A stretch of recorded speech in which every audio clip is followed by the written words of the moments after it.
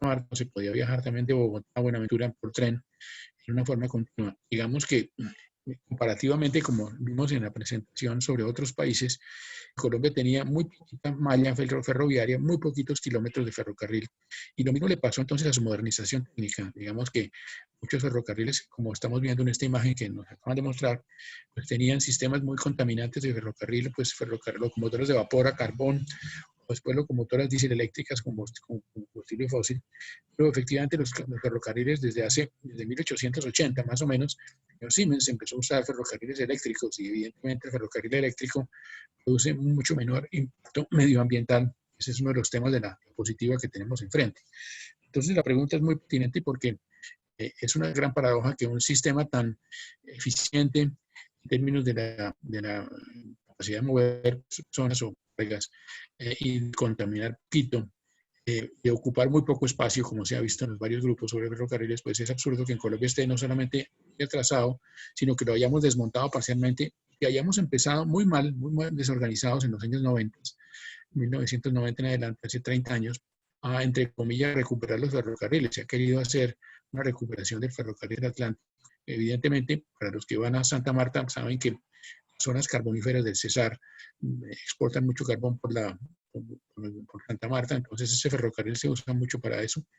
Han reactivado el ferrocarril Bogotá-Sogamoso para el movimiento de cemento y de acerías Paz del Río, y se han reactivado algunos tramos de los ferrocarriles en el Valle del Cauca, pero realmente a nivel nacional todavía no se ha hecho una gran obra de actualización de las vías férreas y del equipo férreo y de la puesta en marcha, digamos, sigue siendo una tarea muy grande. Y por eso muy buena la diapositiva está enfrente, y bienvenida a la pregunta, Sebastián. Gran parte del futuro de los ferrocarriles en un país como Colombia seguramente va a seguir siendo lo que se acaba de decir, que tenemos trenes de cercanías, digamos los trenes en la Sabana, la Universidad de la Sabana, la Universidad de Nueva Granada utilizan el tren para mover parte de sus zonas, y eso es muy razonable en estas distancias. Cuando ustedes conozcan Tokio, yo fui estudiante en Tokio, o cuando ustedes conozcan las ciudades europeas, muchos de ustedes conocerán, pues funciona precisamente esos grandes suburbios, esos grandes territorios a partir de trenes. Una ciudad como Londres es muy extensa y funciona muy bien con sus trenes. Y un territorio grande como puede ser el Valle del Cauca o como puede ser efectivamente Costa o por supuesto la Sabana de Bogotá de su gran región, seguramente funcionarán mucho mejor con trenes. Digamos que en los últimos años en Colombia se están moviendo los trenes de cercanía y eso ya tiene que ver con esa utilización, digamos, del transporte urbano o transporte masivo. Había otra pregunta ahí, alguien que levantó la mano. ¿Quién era, Eddie? ¿Ya Polo tenía la mano levantada? Si quieres, María Paula. Sí, no, yo solo quería como de pronto aportar un poquito a la respuesta de la pregunta que hizo Sebastián, Claro. pero creo que ya el profe dijo todo muy bien. Solo iba a decir que tenía mucho que ver como la geografía y las condiciones topológicas pues de Colombia, que era muy complicado como establecer una vía férrea entre una demografía como tan irregular. Y ya, eso era. Sin embargo, pensemos cuando hablamos de esto que países como Austria, muy, muy montañoso, o Suiza, súper montañoso, a pesar de eso, desarrollaron en el siglo XIX y XX muy buenos ferrocarriles, y algunos de ellos ferrocarriles de montaña, precisamente, y muchos túneles y muchos viaductos precisamente para enfrentarse a esa situación topográfica. El mismo Japón es un país muy montañoso y tiene un sistema de ferrocarriles extraordinario. Así que una de las cosas que impacta más del Japón es precisamente cómo en ese país tan chiquito, con esa escasez de recursos naturales tan crítica, precisamente la decisión de tener ferrocarriles como algo fundamental pues, ha sido permanente. Ellos tienen los trenes bala y tienen efectivamente, aunque tienen excelentes automóviles y fábricas de automóviles, sin embargo, no hay prácticamente autopistas importantes en Japón y no hay un estímulo a la utilización nacional del automóvil. El automóvil japonés es esencialmente para la exportación. En el mundo japonés, el país, las ciudades, una conurbación como Tokio funciona esencialmente, sus 38 millones de habitantes, con muchos trenes. Digamos que el país en general tiene limitaciones muy importantes en fuentes de energía. Ya veremos la presentación futura sobre energía. Pues, utiliza muy razonablemente el ferrocarril, que es muy económico en términos de energía para un país que no tiene petróleo, no tiene gasolina, pues es muy interesante. Entonces, digamos que no deberíamos tener la disculpa de las montañas y deberíamos, digamos, simplemente saber convivir con las montañas como hasta ahora estamos aprendiendo a hacerlo. Hoy vamos a ver precisamente la presentación final sobre los canales y vamos a empezar a ver el tema de los túneles. Bueno, yo ¿Falta otro grupo, Eddie? Sí, el grupo 7, ese no lo habíamos visto. Hola, Germán. Buenos días, Germán. Ah, listo, Germán, listo. Grupo 3. Ah, no, perdón. ¿Dónde está Germán? Listo. Adelante.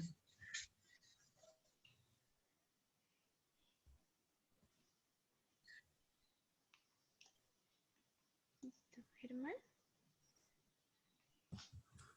¿Aló? Germán, adelante. Sí, dale. Listo. Bueno, pues yo también había escogido los ferrocarriles porque mi grupo tenía ferrocarriles. Bueno, entonces, inicialmente, entonces yo también lo dividí un poco más, sin embargo no puse los títulos, pero ahí también está ahí. Entonces, primero los ferrocarriles surgieron en el siglo, o sea, como los conocemos hoy, surgieron en el siglo XVIII en Inglaterra, ya que necesitaban un sistema de transporte para materiales pesados, como los metales, el carbón, todo este tipo de materiales de minas, debido a que la creciente demanda de estos materiales por la revolución industrial era bastante necesaria. Entonces, encontraron que pues el transporte con animales y el uso de recursos fluviales, en este caso no era tan útil. Entonces, por lo tanto, así nacen los ferrocarriles, que nacen como un sustituto para el pavimento, que causaba mucha fricción entre los carros y las ruedas, por lo que se demoraba mucho más en transportar esos materiales hacia las ciudades y hacia pues, los lugares de las obras. Entonces, por lo tanto, se crearon estos ferrocarriles paralelos donde se ponían unos pequeños carros parecidos a los de la imagen de la izquierda, en donde funcionaban a base de la gravedad por las inclinaciones, ya que más que todo estos los usaron en los terrenos montañosos de Inglaterra, donde simplemente necesitaban como que los carros bajaran por unas pendientes. Entonces, eso era inicialmente cómo funcionaba. Después, muchos empresarios y mecánicos vieron la posibilidad de utilizar estos ferrocarriles para algo más grande. Entonces, en ese momento el motor de vapor era muy importante y era, por así decirlo, el más efectivo, por lo que pues por todos estos años del siglo XIX, estos motores de vapor se empezaron a involucrar con estos ferrocarriles y con estos carros específicos, hasta el punto en el que el rey Jorge IV dio consentimiento para construir los primeros ferrocarriles y así es como estos proyectos se comienzan a construir por alrededor de toda Inglaterra, con la locomotora ya como casi parecía como la conocemos hoy en día, como siendo la principal método de transporte para estos ferrocarriles. Y esto pues obviamente siguió expandiéndose por Europa durante este siglo, llegando también a las colonias de los países europeos. Em, pues hoy en día ya nosotros tomamos por sentado los ferrocarriles y los trenes porque es algo completamente normal, es un sistema de transporte muy importante en todo, casi pues la mayoría de los países del mundo. Em, la mayoría de estos trenes y estos metros urbanos funcionan gracias a los ferrocarriles metálicos, así igual como hace 200 años, pues muy parecido. Sin embargo, las locomotoras sí han cambiado considerablemente, ya que ahora vemos que ya es muy raro ver una locomotora de vapor, pero sí existen las de diésel o gasolina. También existen las locomotoras eléctricas, como la de abajo a la izquierda. Estas locomotoras, pues obviamente, y los ferrocarriles también han mejorado considerablemente para que haya una mayor velocidad, para que las capacidades de carga de estos trenes sean mucho mejores. Y por eso hoy en día vemos esos sistemas complejos de ferrocarriles que tienen cientos, o sea, docenas ferrocarriles unos al lado del otro y van cambiando y se mueven correspondientemente. Entonces, em, hoy en día pues es muy importante este sistema de transporte y muchos lugares serían casi que inaccesibles si no tuvieran este sistema de transporte instalado. Finalmente, para el futuro se tienen pues estos trenes que se les dice maglev, que significa trenes de magnetación, de levitación magnética. Pues estos trenes ya existen, sin embargo, para el futuro se considera que todos los sistemas de trenes que hoy conocemos, tanto los metros como los ferrocarriles grandes, van a ser compuestos de estos trenes, por lo que es muy importante que estos trenes estén siendo mejorados. Por ejemplo, una de las innovaciones que cada vez más están siendo implementadas son la suspensión y la dirección activa, para que en estos trenes la capacidad y la velocidad mejore mucho más, al igual que la accidentalidad de estos vaya a disminuir considerablemente. Eso es todo, muchas gracias. Bueno, muy interesante. Yo creo que en esta presentación hay varias cosas que me llaman la atención.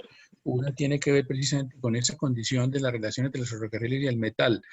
Precisamente, no necesariamente eso ha sido así. Posiblemente en el futuro tengamos más elementos, por ejemplo, plásticos o de distintos metales, no solamente hierro o acero en los ferrocarriles, sino precisamente nuevos materiales o combinaciones para, por ejemplo, volver más livianos los trenes, o por ejemplo, para tener materiales más apropiados en ciertas funciones.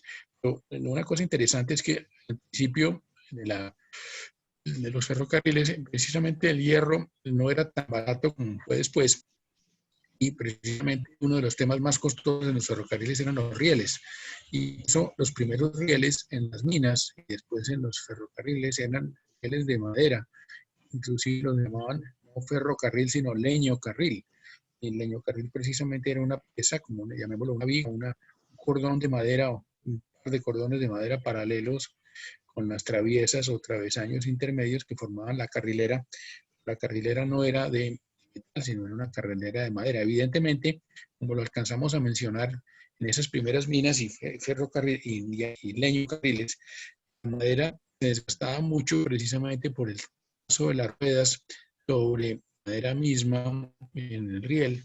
Entonces empezaron a revestir los rieles con piezas metálicas y poco a poco se llegó finalmente a convertir el riel en una pieza totalmente metálica. Entonces eso es importante. Llama la atención para los que estamos viendo precisamente el tema de la campaña de la elección norteamericana de Joe Biden, es de un estado industrial que es Pensilvania, precisamente uno de los primeros estados que se, digamos, modernizó en el siglo XVIII, finales, copiando la industria que había en Inglaterra. Pues Joe Biden defiende precisamente, me parece muy interesante, el uso del ferrocarril, el monte en ferrocarril, y él quiere que se reactiven los ferrocarriles norteamericanos. Fueron muy importantes en el siglo XIX y alguna parte del XX, hasta que la revolución de los automóviles con Henry Ford pues les quitó mucho espacio y los ferrocarriles han tenido dificultades, como hemos visto, para sobrevivir financieramente, para competir en ciertos territorios. Pero muy interesante que esto sea un tema que invite una convocatoria a la opinión pública para que los ferrocarriles formen parte como de esa discusión y de esa responsabilidad ambiental y social.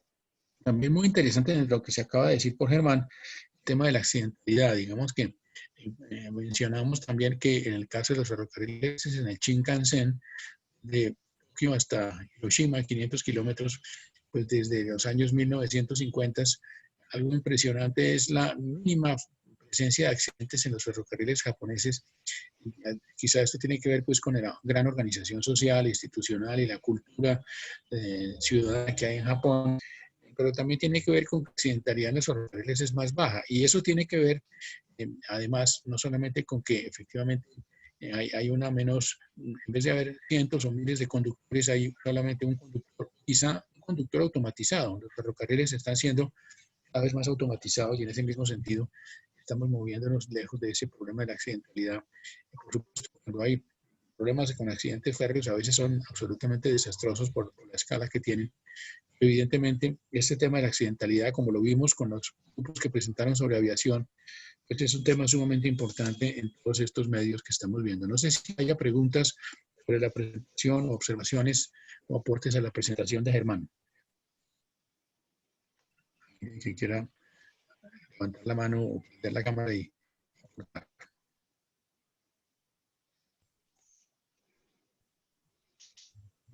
Bueno, si no es así, entonces vamos a continuar con nuestra presentación de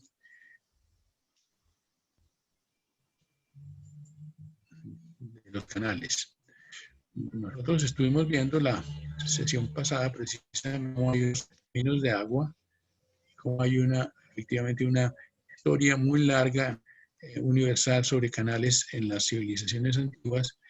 Finalmente se está transformando muy fuertemente en lo que vamos a ver precisamente sobre la forma como en el siglo XVII estaba haciendo el canal del sur de Francia, el canal de Midi, y eso tiene que ver con esa importancia que se le dio precisamente a esas comunicaciones interiores en Europa. Europa en el siglo XVII, sobre todo en el siglo XVIII, entró en lo que hemos llamado la canalmanía, la era de los canales, una fiebre por canales extraordinaria, cosa que también la hubo después en los Estados Unidos en el siglo XIX. Efectivamente, eso tiene que ver con que en Inglaterra pues, hay una serie de ingenieros autodidactas como Brindley desde principios del siglo XVIII hasta Telford a finales del siglo XVIII. Aquí hay algunos de los nombres, pero muchos de ellos hicieron muchos canales en una cantidad de millajes patrocinados por distintos promotores de los canales. Aquí el promotor de los canales, recuerden que en Francia, en el ejemplo que vimos la vez pasada, el promotor era un antiguo funcionario de los impuestos, pero que tenía como asociados a la corona francesa. En todo caso, tenía ese respaldo político. En el caso inglés, el modelo contratación de obras públicas y de infraestructura es muy distinto porque el Estado inglés es mucho más débil, permite a través del Parlamento que se den permisos a promotores privados para hacer carreteras o para hacer canales o para hacer ferrocarriles, como vimos precisamente en la sesión sobre ferrocarriles. Esos promotores privados pues consiguen capital precisamente en un mercado de capitales. Estamos viendo que en el siglo XVIII se desarrolla enormemente la banca y hay un gran interés en tener precisamente proyectos rentables en las obras públicas. Estos señores entonces, estos constructores de canales o ferrocarriles o carreteras son autodidactas, son unos ingenieros que se forman por ellos mismos. Aquí está Brindley, uno de esos, llamémoslos campeones. Ellos precisamente hacían, por ejemplo, unas grandes estructuras, recordemos los grandes acueductos romanos, para poder mover esos barquitos de vela que están ahí navegando, jalados por unos caballos arriba, lo que parece casi una caricatura. Ustedes ven que Brindley le tocó hacer un acueducto con arcos para poder mover precisamente barcos a gran altura y, digamos, se estaban construyendo muchísimos canales en todo el país. Este canal que se ve aquí a la izquierda de Telford es muy importante precisamente porque este era un canal que tenía inclusive una parte central metálica para poder contener el agua. Precisamente este es ese famoso canal de Telford. Telford, precisamente este señor que aparece aquí, es como el padre de la ingeniería inglesa. De hecho, él era de origen campesino. Él fue un campeón en la construcción de caminos, ya lo hemos visto. Fue precisamente una persona muy destacada en que hizo puentes, en que hizo efectivamente viaductos, hizo canales, efectivamente fundó la institución de ingenieros civiles como el gremio de los ingenieros civiles de Inglaterra, más o menos en 1820. Aquí hay algunos de los canales que hizo Telford.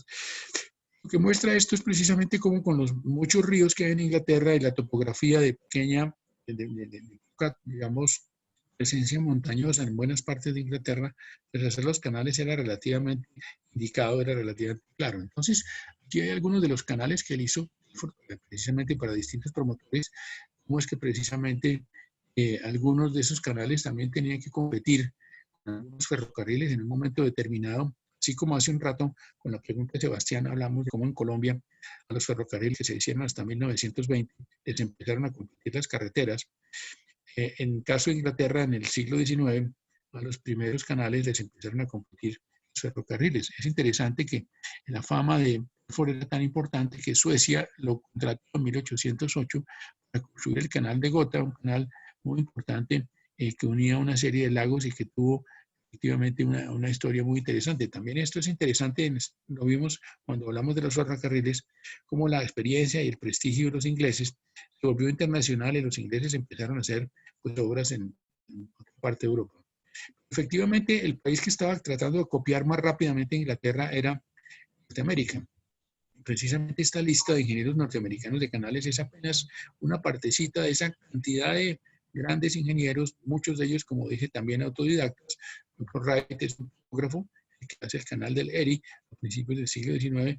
Goethals, que está al final de la lista, es un ingeniero y un ingeniero militar, es el que construye el canal de Panamá en su versión norteamericana. Digamos que ustedes ven que en el camino, en ese siglo XIX, Norteamérica hace muchos canales en su zona este. Precisamente la zona este, vimos en las elecciones, es mayoritariamente demócrata, una zona más industrial, más urbana, digamos más, entre comillas, desarrollada que las zonas agrícolas más tradicionales, más republicanas. Digamos, lo que es interesante en el caso de Inglaterra a final del siglo XVIII es que precisamente un río como este que está acá, permite con ese movimiento del agua montar un edificio de varios pisos que tiene por fuera apariencia de ser un edificio en ladrillo o en piedra, pero tiene por dentro máquinas, y esas máquinas se están moviendo con la fuerza del agua, que están moviendo pues unas paletas. Entonces estamos antes de la generación de esta fábrica no usa vapor, esta fábrica usa la fuerza motriz del agua, y muy inteligentemente, como se hizo en muchos sitios en Inglaterra y en Francia y por ejemplo en Finlandia en el siglo XIX. En todo caso, lo que es interesante es que efectivamente el agua es muy importante en esa sociedad como generador de energía. Fulton entonces es un personaje muy importante en esta historia. Fulton era una persona, digamos, de capacidad múltiple, era un artista, pero además era un ingeniero autodidacta. Precisamente desarrolló los barcos de vapor como algo fundamental y tuvo mucho éxito lanzando los primeros barcos de vapor en el río Hudson, cerca de Nueva York, y precisamente ensayando artefactos como estos para resolver el problema de las pendientes. Digamos que Fulton también navegó barcos de vapor en París, era alguien pues, muy interesante como figura de inventor. El inventor, como hemos dicho, se tiene que enfrentar entonces precisamente a romper paradigmas y a convencer a públicos y a seguramente superar sus fronteras de su provincia. En la zona de Erie, el lago Erie, precisamente entre los grandes lagos que están en Estados Unidos, resultantes de las glaciaciones, esos grandes lagos, pues precisamente establecen, porque están conectados entre sí por varios ríos, entre otros el San Lorenzo.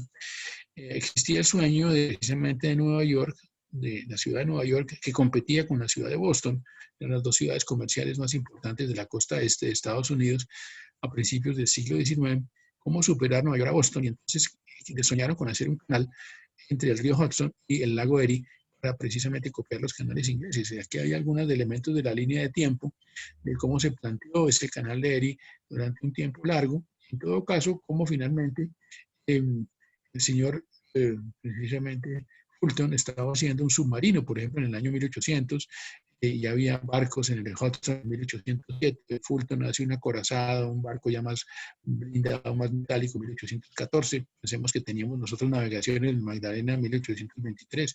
Fue muy rápido la llegada de la navegación a vapor en Colombia.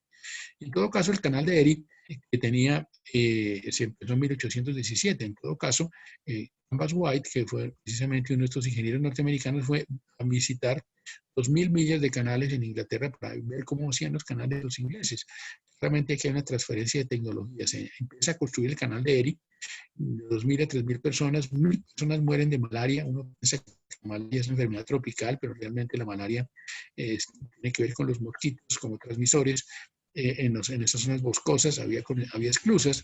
En todo caso, lo importante es que se inaugura el canal, tiene un enorme éxito y se decide seguir construyendo más y más canales en Norteamérica.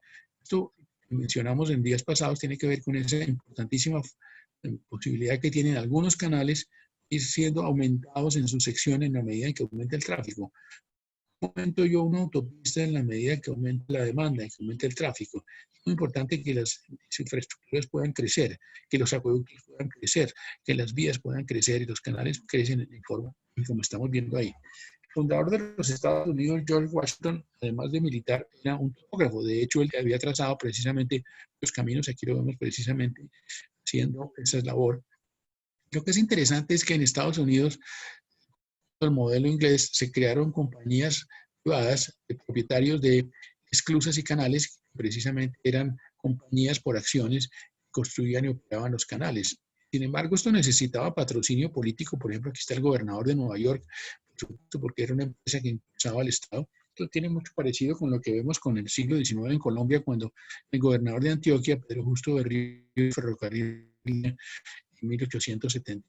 Digamos, cada provincia, y ya no el Estado Nacional, sino cada región, promueve su ferrocarril. Ayer encontraba el gobernador de Cundinamarca en 1950, Jorge Leiva, movió que se construyera una autopista norte de Los Héroes a Chía, una autopista de 4 carriles, precisamente con pistas en concreto, autopista norte, y no era el gobierno nacional, sino era el gobierno de Cundinamarca. En todo caso, digamos, la construcción de esos canales era todavía con muy poca maquinaria, digamos, hay mucha utilización de la mano de obra. En todo caso, esos sistemas de canales del estado de Nueva York precisamente tenían a y pues es una de esas maneras en ese sentido. Pensemos que el señor Biden, que está precisamente ahora en la escena, es un descendiente de los ingleses que llegaron en el siglo XIX a Estados Unidos, donde estaba pasando por una hambruna impresionante. En 1849 se dañó la cosecha de papa y murió la tercera parte de la población de Irlanda, y entonces la gente con el hambre tuvo que emigrar masivamente a los Estados Unidos. Los irlandeses eran muy malos políticamente y económicamente, y trabajaban precisamente en esas obras como estamos viendo ahí en esas excavaciones. En todo caso, uno de los problemas de los canales es precisamente cómo crear unos mecanismos como esos puentes giratorios para poder no interferir con los caminos intermedios.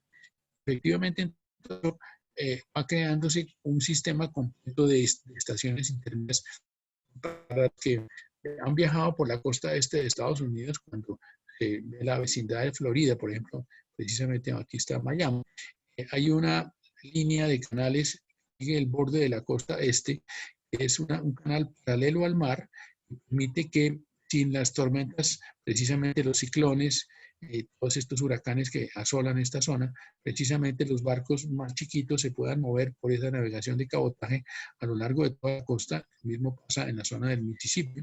Por supuesto, esto significó que los Estados Unidos desarrolló un sistema gigante. Dicen ustedes, los grandes sistemas de navegación. La vez pasada veíamos precisamente la historia del canal del dique. Ustedes contestaron la pregunta de por qué en Colombia no hay más canales.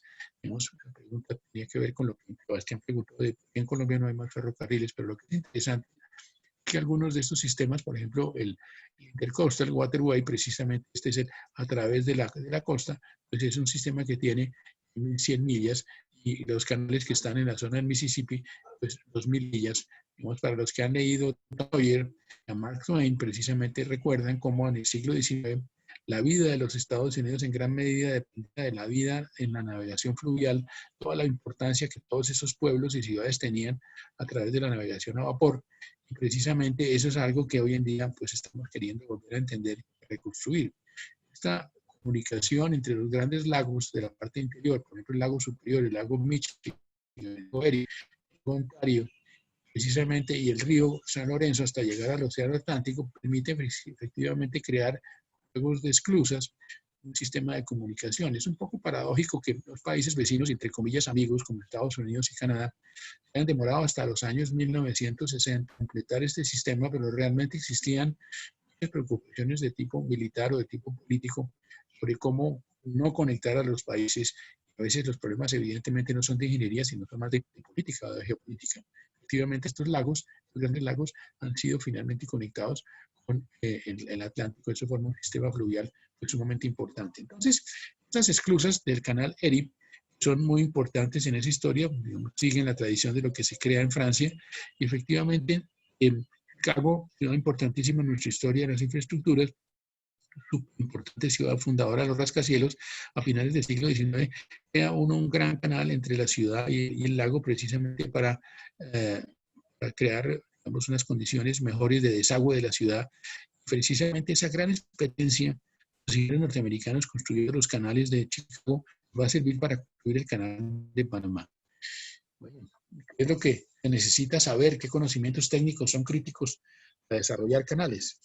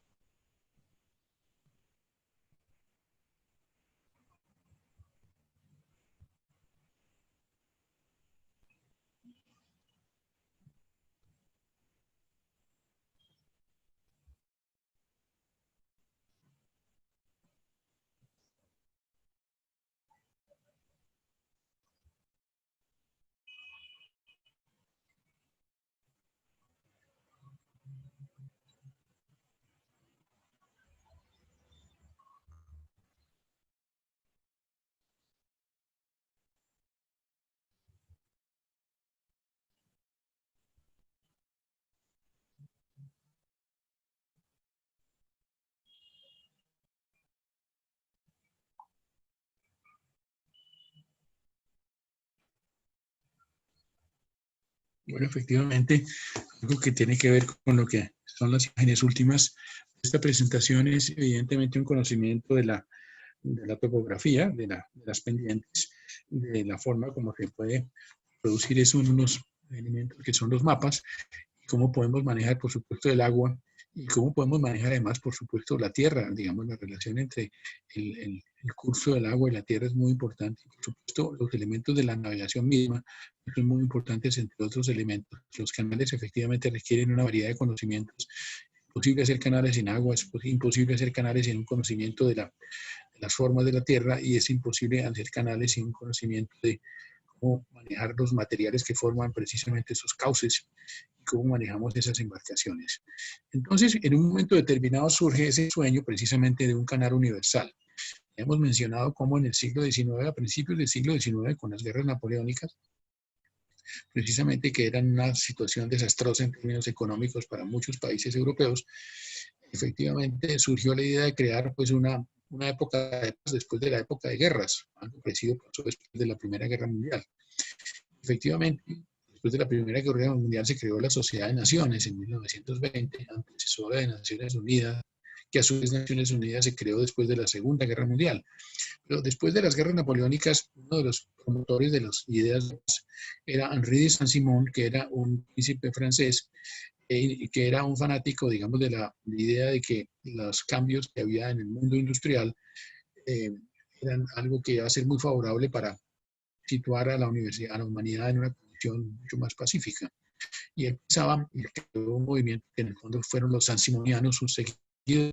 Él escribió libros, pero tuvo muchos discípulos, por ejemplo, los constructores del Canal de Suez, que precisamente una de las formas que expresaba precisamente esa conflictividad era la competencia, digamos, desleal, las zancadillas de unos y otros, y que al contrario, que si se creaba una idea de competencia inteligente, se creaba una idea de bien común o de mercado común o de comercio internacional poderosamente beneficioso para todos, se creaban vías de comunicación importantes donde todos encontraran su beneficio, se iba a crear entonces una relación directa entre la infraestructura de paz universal y el progreso.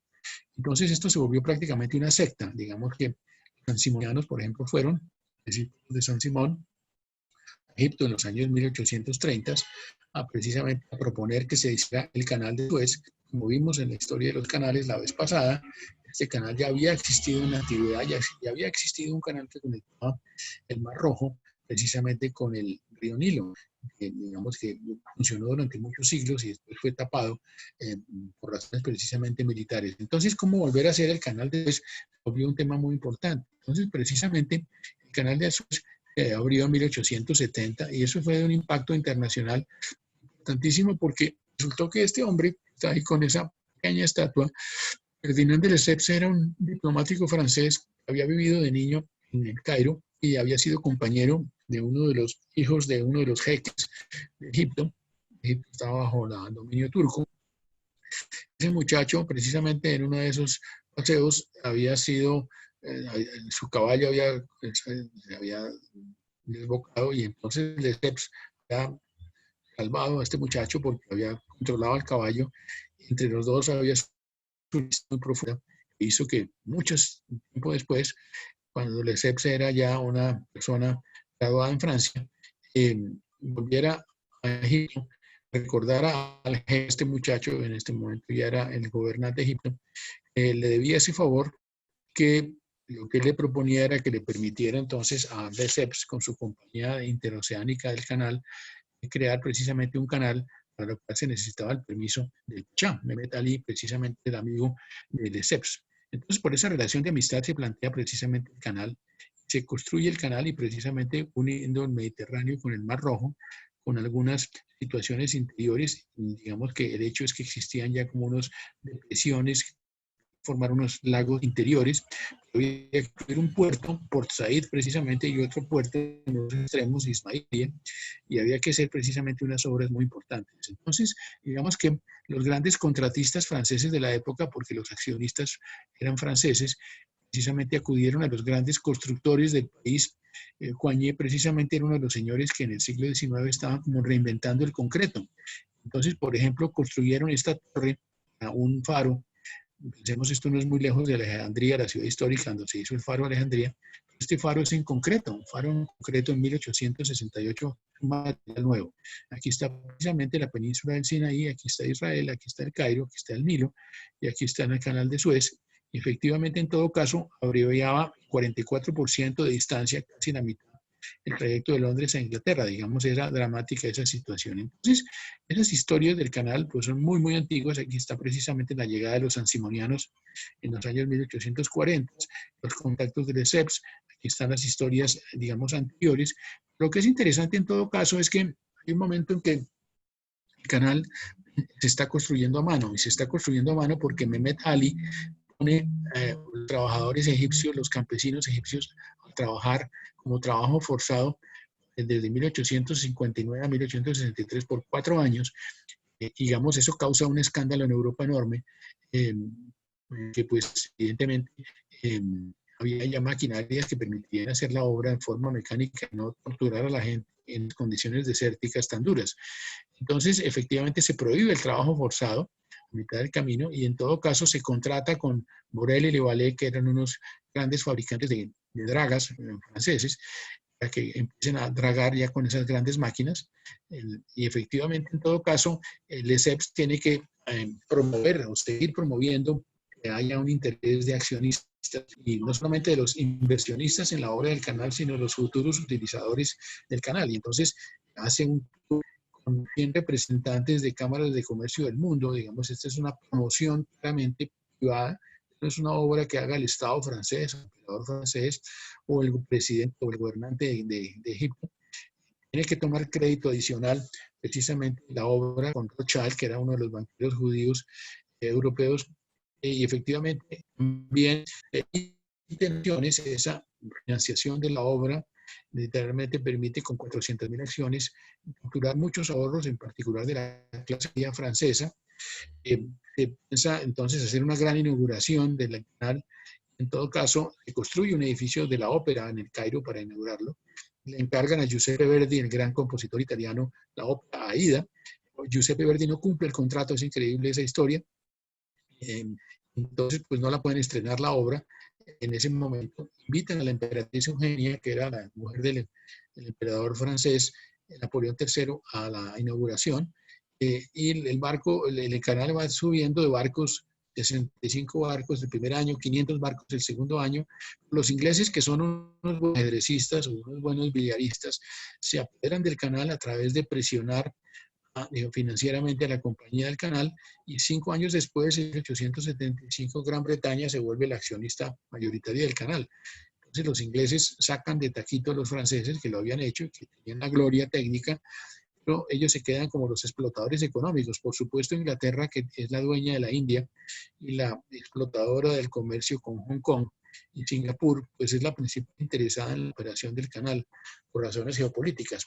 En todo caso, lo que es interesante para situarnos ya en el siglo XX es que con la revolución nacionalista de Nasser, que era un oficial, precisamente destrona al rey Farouk y precisamente nacionaliza el canal. Y precisamente nacionalizar el canal significaba quitárselo, expropiárselo a Inglaterra y también a los franceses, que todavía tenían una partecita, de manera que eso genera un conflicto internacional muy crítico en el año 1956. Y efectivamente el canal se va ensanchando en el tiempo posterior, y precisamente pues ahí hay un dato de 1.135 barcos en el año 2002 y 40 millones de toneladas. Digamos que eso sigue siendo un punto muy importante para todos nosotros. El canal de Suez no tiene esclusas. Como no tiene esclusas, ha sido más fácil ampliarlo que la difícil ampliación que ha tenido el canal de Panamá.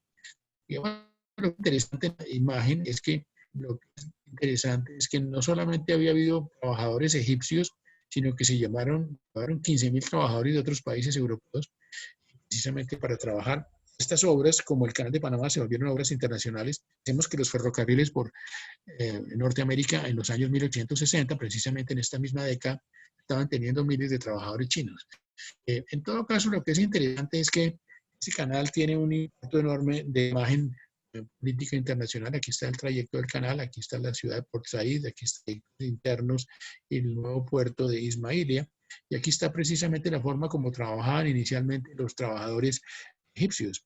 mí me tocó precisamente hace unos años llegar a Cairo por la noche, ver cómo los trabajadores trabajaban precisamente, mucho, a las 2 o 3 de la mañana, y desde el taxi vi que había mucha gente igualita a esta, trabajando a mano, cargando piedras en castos, y literalmente me explicaron que en Egipto la mano de obra era muy económica y había unas condiciones de segregación terribles.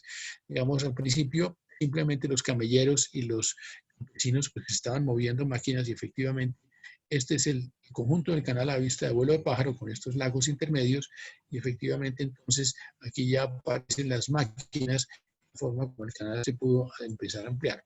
En todo caso, esas máquinas, esas dragas, eh, son interesantes. Nosotros cuando hablamos en sesión anterior sobre los ferrocarriles en 1840, 1850, en particular en Inglaterra, mencionamos cómo trabajaban las mujeres y los niños. Había una cantidad de accidentes enormes, y a pesar de lo cual ya no existían en esa época posibilidad de tener las dragas o máquinas de vapor. Digamos, no había una presión sobre máquinas en vez de utilizar personas. Ese es un punto muy importante. En todo caso, la Vale, este fabricante francés, fue un campeón precisamente en la utilización de máquinas dragas diversas en el canal de Suez y después en el canal de Panamá. Y está precisamente cómo llevaban las dragas, muchos tipos de dragas en esas condiciones de trabajo. Estamos viendo el impacto de la mecanización. Eso creó mucha impresión en la opinión pública mundial. Claramente el siglo XIX es un siglo, entre comillas, de progreso, de fe en la técnica, de fe en los ingenieros, de fe en las máquinas. Entonces estas de ceremonias de inauguración, precisamente en 1869, pues creaban una gran ilusión sobre cómo se podía hacer todo bien, todo con una acuerdo internacional. Digamos, en 1869 todavía no estábamos en guerra entre Francia y Alemania, que perdió Francia. Estaba construyendo esta ciudad nueva por Said, una ciudad planificada. Efectivamente, entonces, estas obras de protección portuaria, por ejemplo, están hechas con bloques de concreto. Aquí están los bloques de concreto, el material nuevo, la piedra artificial. Tenemos el concreto creado por los romanos. Y aquí están precisamente cómo esos bloques de concreto están ayudando a prefabricarse en esa orilla. Y efectivamente, entonces, ese canal de Suez es algo sumamente importante. Como el canal de Panamá, pues es un escenario de ese desfile del comercio internacional, que estaba destapado el capitalismo, estaba destapado el imperialismo, estaba destapada la fe pues en esta ingeniería. Aquí precisamente ciudad de Ismailia, una ciudad nueva, también en otro puerto con una serie de plazas completamente nuevas. Algo parecido se soñó para Panamá, en la época de los gobiernos colombianos que soñaban con el canal de Panamá. ¿Cuál debe ser el criterio para definir en obra de infraestructura el uso de hombres o máquinas? ¿Qué usamos, más hombres o más máquinas? ¿Cómo definimos una combinación de hombres y máquinas?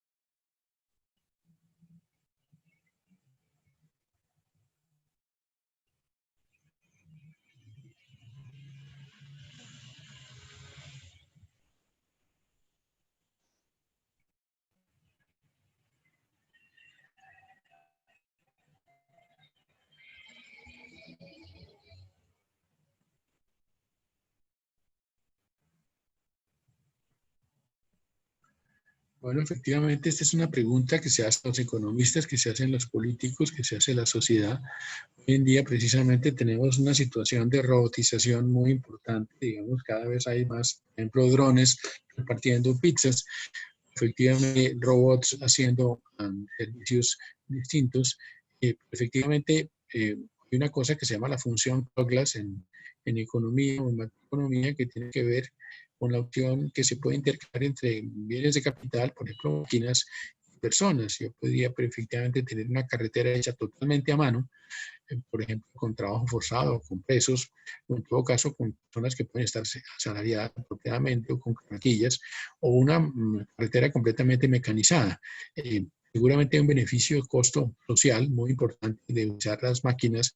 Y yo puedo tener una situación de gran desempleo precisamente en los años 1930, la crisis del año 29 en los Estados Unidos y en el mundo hubo un desempleo dramático. Estamos viendo algo parecido ahora con la pandemia, terrible, y que efectivamente significa que hay que hacer una ocupación de la gente rápidamente para poder generar otra vez ingresos que a su vez activen la demanda y que permita que mejore la situación social y de bienestar de las personas y de las familias. Entonces, las obras públicas, precisamente por utilizar,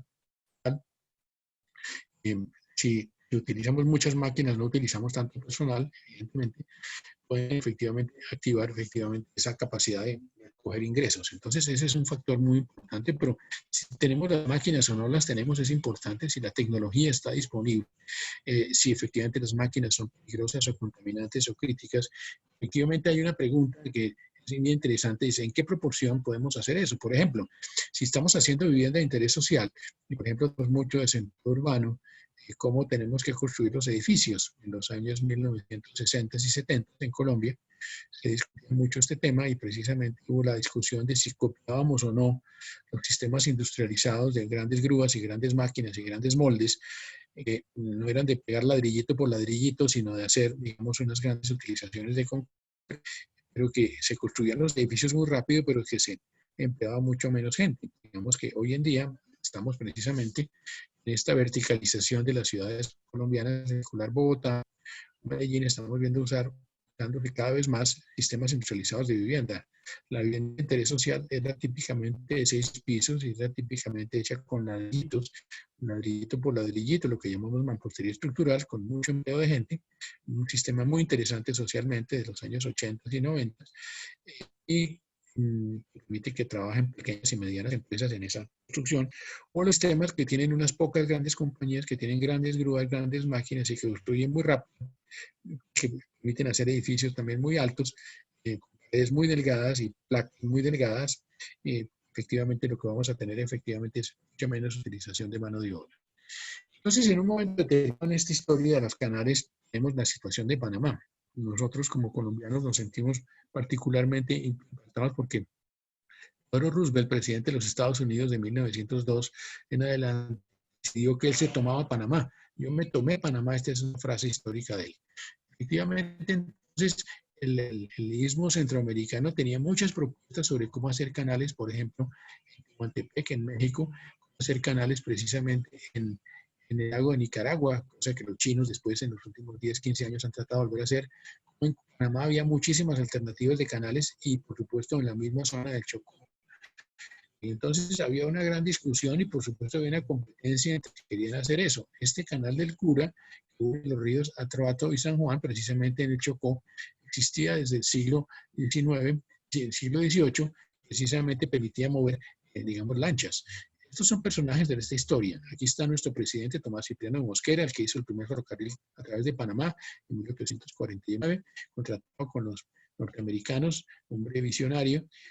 Aquí está precisamente Aquileo Parra, presidente radical, que en 1870 precisamente concedió a los franceses la concesión para construir acaban de construir el año anterior, en 1869, el canal de Suez, tenían el máximo su prestigio, entonces pues, los campeones para construir el canal eran los franceses, fue lo que Aquileo Parra les dio permiso.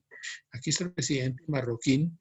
El presidente marroquín era presidente en 1899-1902, precisamente un presidente que no conocía el mar y precisamente tuvo la torpeza de manejar muy mal las negociaciones con los Estados Unidos, que los franceses que habían empezado a construir el canal bajo Parra, después se quebraron, ahora vamos a ver esa historia, y los norteamericanos quisieron seguir el canal, el marroquí no fue hábil, los políticos colombianos eran hábiles, y entonces los norteamericanos se tomaron el canal, finalmente lo construyeron e inauguraron en 1914. Esta es la portada de este gran libro de McCulloch, tiene la historia completa del canal de Panamá, es muy dolorosa para los colombianos. Vemos claramente los franceses traían sus máquinas excavadoras que habían excavado el desierto, pero el desierto de Suez era totalmente distinto a la selva tropical de Panamá. En todo caso, ya tenían grandes máquinas. Este es el famoso Theodore Roosevelt, que precisamente ya se ha llamado Cuba, precisamente en 1898, porque Estados Unidos había sacado a España de Cuba, de Puerto Rico y de Filipinas, digamos, en una guerra realmente imperialista.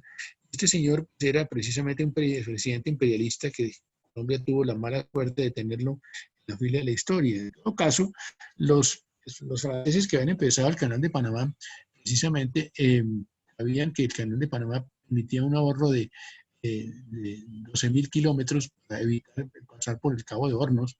El canal de los franceses tuvo 40.000 muertos por fiebre amarilla y 20.000 muertos por accidentes de construcción, es algo absolutamente escandaloso, 60.000 muertos. Hoy en día se trabaja en seguridad industrial para que haya 0 accidentes y que haya 0 muertos, por supuesto. Finalmente, el canal tiene 6 grandes esclusas y 12 cámaras.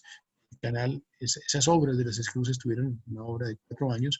Recientemente, en los años muy recientes, muy inmediatos, acaba de ampliar el canal de Panamá, el gobierno actual de Panamá, por la agencia del canal, porque el canal es panameño, y en todo caso, finalmente el ferrocarril de Panamá, que se hizo antes del canal de Panamá, se construyó durante 6 años, también costó 6.000 muertos, porque también había malaria. Efectivamente, era uno de los ferrocarriles más rentables de toda la historia. Humboldt, el gran viajero alemán, ya hablaba de los posibles sitios del canal de Panamá, y Goethe había leído precisamente los proyectos de Humboldt y hablaba de los beneficios que podía tener. Creaban compañías de canal de Panamá desde mediados del siglo XIX, creaban tratados entre Estados Unidos e Inglaterra tratando de controlar entre ellos quién podía hacer el canal. Había como una pugna de competencia entre las potencias europeas y americanas sobre eso. En todo caso, lo que es interesante es que los franceses habían propuesto precisamente por México, en la época precisamente del emperador Maximiliano, que era un emperador francés que gobernaba en México, tenía un interés muy grande por Europa, por controlar lo centroamericano. En todo caso, lo interesante es que los franceses tienen la autorización de Colombia en 1878, y efectivamente el Lesseps ese año visita a Panamá. La visita en verano, en la época en que no había lluvias. Entonces, que todo iba a ser muy, muy fácil. Y naturalmente jamás se le ocurrió que iba a haber ese zancudero allí. Se creó una compañía en 1879, Compañía Universal del Canal Interoceánico de Panamá, un clon, una copia de la que habían hecho para Suez. Efectivamente, los norteamericanos acabaron comprando, digamos, el ferrocarril. Efectivamente era muy, muy rentable. Los franceses empezaron las obras de Panamá en 1881. Precisamente entonces empezaron a llegar muchísimos trabajadores internacionales del Caribe, de Europa y de China a trabajar en el canal. A pesar de que había mucha maquinaria, pues también había mucho trabajo, como acabamos de hablar en la pregunta anterior.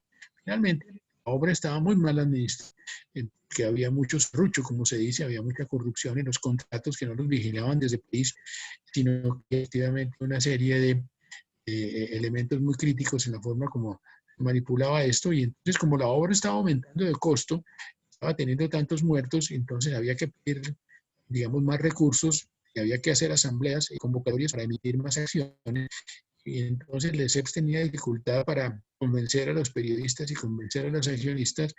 Finalmente, aunque reorganizaron la compañía y obtuvieron más recursos, finalmente estalló, digamos, una crisis en que la compañía del canal, digamos, entró en crisis. Finalmente, lo que es interesante de esta trágica historia es que alguien que es muy exitoso en Suez, que es ESEPS, se es completamente en Panamá, que se le cambian las condiciones del contexto. Se le cambia el contexto físico, el trópico es totalmente distinto del desierto, es muy distinta la relación, digamos, que él tenía de control de la política de Egipto, que la dominaba muy bien, finalmente había sido un diplomático, con las dificultades que él tenía para manejar la política, llamémosla caribeña. Sobre todo, Lesseps no era un ingeniero ni era un contratista, sino era un promotor, y no sabía cómo controlar los problemas de corrupción que tenía ahora. Entonces los norteamericanos se toman el canal, digamos, en 1902 y 1903 finalmente. Se da una historia terrible para Colombia, y es que este señor, está acá, que era uno de los ingenieros franceses que trabajaba en la obra francesa del canal, decide viajar a Nueva York y hacer contacto en Nueva York y Washington directamente con los políticos americanos para decirles: hay que hacer que el canal pase a que lo dominen los norteamericanos. El canal está parado en su obra, las máquinas están abandonadas en la selva. Él quería ganarse una comisión por hacer esa labor. Dice, a Norteamérica los convence en secreto, sin que el gobierno colombiano lo supiera. Efectivamente, era territorio colombiano, eran los estados de Colombia, de los departamentos de Colombia. Hay que entonces hacer una rebelión en Panamá. Hay que auspiciar la rebelión en Panamá con el apoyo del gobierno norteamericano, y entonces hay que crear efectivamente un país independiente que permita que se haga el canal, que el gobierno de Panamá no se opone. Este señor que está en el centro con un gorrito militar y muchas medallas era el general Esteban Huertas. Era una persona que estaba, digamos, encargada de la guarnición colombiana en 1900 en Panamá, el cual le pasan un gran soborno, precisamente, y él hace que la guarnición colombiana, digamos, no actúe. Efectivamente, Panamá la toman los norteamericanos. Aquí están algunas de las caricaturas. Y uno de los trucos que usó Bruno Varilla, este señor, precisamente, es que él se dio cuenta que Nicaragua era uno de los competidores del canal, porque aunque se estaba haciendo un canal por Panamá, Nicaragua seguía insistiendo en hacer un canal por el lago Nicaragua. Nicaragua tiene este volcán que es el Momotombo, al lado del lago Nicaragua. Aquí está botando humo. Y esta es una estampilla oficial del país. Entonces, ella cogió estas estampillas, se las llevó a cada uno de los diplomáticos del Congreso de los Estados Unidos y les dijo: si ustedes hacen un canal por una zona donde hay efectivamente volcanes, pues ustedes no van a tener un canal duradero. Finalmente, Bruno Varilla logró convencer a los políticos norteamericanos de que el sitio era Panamá. Entonces, se crea efectivamente, se hace la revolución panameña. Estados Unidos impone las condiciones al gobierno de Panamá, que era un gobierno títere, hasta finales del siglo XX. Eso fue así. Panamá recuperó la zona del canal solamente a final del siglo XX. La zona del canal es una franja muy ancha que permitía precisamente que Estados Unidos hiciera represas, carreteras, ferrocarriles, obras, pueblos, hospitales, etcétera, para precisamente controlar la totalidad del espacio. Digamos que es algo efectivamente que pasó en la zona del canal de Suez. Digamos, y evidentemente lo que es interesante para nuestro curso, entre otros muchos aspectos del Canal de Panamá, es que se construyeron estas grandes esclusas. El concreto, la obra de concreto del Canal de Panamá, el conjunto de esclusas, es la más grande obra de concreto de la historia del mundo. Digamos, esas grandes esclusas.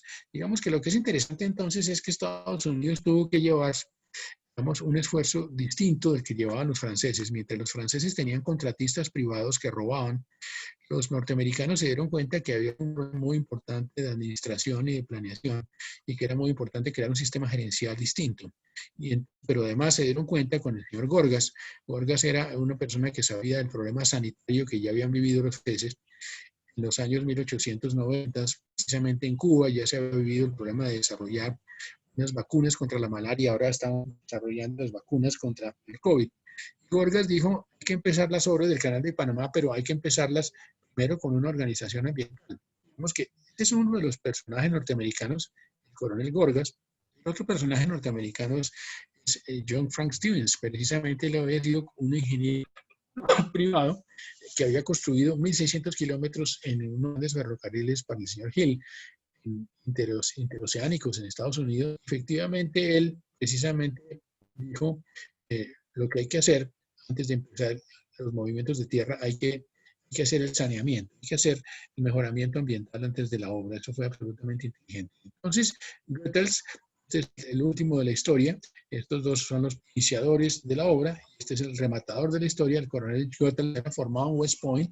West Point es la Academia Militar Norteamericana, fundada en 1802, copiada de la Escuela Politécnica Francesa, donde había una mezcla de ingenieros interesantes, muy disciplinados, muy apropiados para manejar proyectos complejos. El Canal de Panamá entonces tiene efectivamente unas inmensas maquinarias, Estos son mecanismos de algunas de esas compuertas absolutamente gigantescas. Ustedes se imaginan la cantidad de energía eléctrica que había que generar en una represa especial para poder mover con grandes máquinas eléctricas y mecánicas todos estos mecanismos. El Canal de Panamá entonces hay un gran museo del Canal de Panamá que dirige un arquitecto en la ciudad de Panamá. Es un museo que tiene una cantidad de material absolutamente notable y efectivamente hay un récord histórico increíble de esa forma como los norteamericanos antes de ellos los franceses ocuparon Panamá y entonces era un sitio de paso muy importante. Aquí vemos precisamente una especie de paseo guero, señoras muy elegantes para precisamente visitar el Canal de Panamá. Entonces aquí tenemos a los norteamericanos construyendo sus esclusas. El lago de Gatún está en la zona central. Algunos de ustedes conocerán Panamá. Aquí tenemos entonces el Océano Atlántico, donde hoy en día está la población de Colón, y aquí está la ciudad de Panamá. Y efectivamente, entonces, una de las grandes discusiones es ¿por qué hacíamos canal con esclusas y no canal a nivel? Precisamente los franceses insistieron en hacer un canal a nivel. El señor Lesseps no oyó, hizo un congreso de ingeniería mundial, pero no oyó a los que insistían en que en el caso de Panamá esto era más inteligente y más apropiado. Las esclusas, como las hemos visto en la historia de los canales, ya se habían ensayado en muchos siglos antes en países como China, en sitios como Italia y como Holanda, y entonces pues ya estaban dominadas. El problema era hacerlas aquí a gran escala. Entonces aquí lo que vemos efectivamente es esa gran de maquinaria muy importante, hablando de la relación entre el ferrocarril y el canal, cómo estas dragas, por ejemplo, están desde la misma carrilera operando, haciendo las obras, digamos. Lo que es interesante es el tamaño de las maquinarias, algunas de ellas, y gran parte de lo que después se heredó, entre comillas, es que el canal francés fue efectivamente un desastre, que llevó a la cárcel a muchas personas y que efectivamente significó la quiebra de muchas empresas y sobre todo el ahorro de muchos accionistas. Significó también un cementerio que todavía está en Panamá, precisamente de las maquinarias que los franceses habían llevado para construcción, de lo que hay hundido en los barcos y hundido debajo del agua. Panamá era una ciudad que no tenía entonces ni energía eléctrica en la época francesa. Después lo tuvo en la época norteamericana. Se pavimentaron las calles de Panamá porque los pozos de agua precisamente facilitaba que hubiera muchos zancudos. Construyeron efectivamente hospitales en cantidad. Aquí está precisamente la pavimentación de las calles, absolutamente fundamental. Se empezaron a construir entonces construcciones levantadas del piso para ventilarlas, para crear un medio ambiente. Ahora sabemos en la pandemia cómo es importante la ventilación. Se fumigaba toda la zona vecina a las obras, precisamente. Efectivamente, se pavimentaban vías, efectivamente se utilizó masivamente. Entonces, este es uno de los grandes cortes, el corte de Culebra y el corte de Caracha. Ven aquí la cantidad de trenes que están moviendo miles de toneladas de material precisamente. Esto en el elogio que Sebastián hacía de los ferrocarriles hace un rato, precisamente, nosotros sabemos que Mosto pues hubiera sido literalmente eterno y que precisamente la utilización de estas grandes máquinas que estamos viendo acá, pues precisamente permitió unos rendimientos extraordinarios. Entonces, es un triunfo de la mecanización. Aquí está precisamente los momentos de la inauguración del canal. Efectivamente, aquí está el hombre que nos robó a Panamá, está Theodore Roosevelt, está precisamente como presidente, visitó las obras del canal, aquí está en una de esas grandes máquinas, y aquí precisamente estamos viendo imágenes de esos grandes conjuntos de trenes que había y esos conjuntos de trabajadores de muchos países. Los campamentos estaban muy organizados precisamente y muchos de ellos subsisten. Precisamente existe una arquitectura fundada por Carlos Morales, arquitecto colombiano, que fue decano de arquitectura de los Andes y que tiene una escuela de arquitectura en uno de esos campamentos y es un sitio muy bello donde nosotros hemos ido a dar pues aquí hay algunas de las fotos de los cofrados, de las formaletas, de las esclusas. Aquí vemos precisamente el panorama de las esclusas, obras absolutamente fantásticas en términos de su tamaño, precisamente con una gran utilización de cables aéreos. O el concreto significa precisamente usar grandes baldes, tener instalaciones productoras de concreto y poder descargar rápidamente. Entonces, efectivamente había una masa muy importante de viajeros internacionales. Ya la había habido en el canal francés, pero en el canal norteamericano fue organizada mucho mejor en sus campamentos y en su salubridad. Por supuesto, había una segregación profesional, había grandes clubes para los ingenieros y los directivos norteamericanos. Y aquí vemos precisamente edificaciones, muchas de ellas son la clásica arquitectura caribeña, que es muy agradable y muy ventilada. Aquí vemos precisamente trabajadores de las Indias Orientales, de países como Jamaica, precisamente que ocupaban este lugar. Había incluso trabajos europeos, etcétera. Había trabajadores de distintos países. Digamos que lo que es interesante entonces es, esta es una obra de unas dimensiones colosales. Aquí están las grandes hidroeléctricas que hubo que construir en el lago Gatún para generar energía. Y precisamente pues todas las obras, llamémoslas así, de infraestructura social complementaria que había en esa región. Digamos que lo que es interesante entonces, esta es la obra más grande del final del siglo XIX y por supuesto de principios del siglo XX. Aquí están las grandes esclusas. Estas esclusas, estas compuertas de las esclusas fueron fabricadas por el señor Eiffel, mismo de la Torre Eiffel, francés. Precisamente él tenía un gran taller precisamente en Francia y fue una de las personas acusadas, pero finalmente exoneradas, digamos, de la crisis del canal francés. Y aquí está precisamente el señor Goethals, y aquí están los momentos de la inauguración y el remate del canal. Aquí está el canal ya recientemente terminado, el paso de la primera embarcación. Efectivamente, historia de cómo el canal sobrepasa ese lugar. Entonces, el canal de Panamá tiene efectivamente un impacto enorme evitando este circuito. Digamos, el canal de Suez, el canal de Panamá son absolutamente fundamentales en esta historia. Eran sitios obvios desde el punto de vista que tarde o temprano se iban a hacer.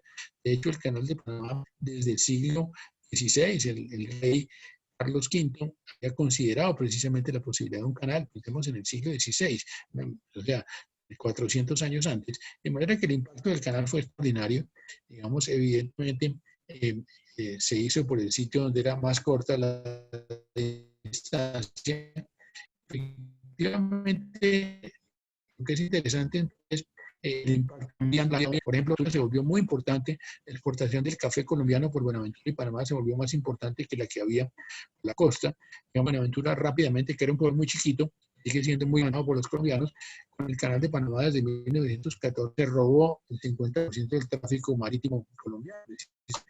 Antes lo monopolizaban los puertos del Caribe. En todo caso, ahora, sobre todo muy grande en la excavación y las represas.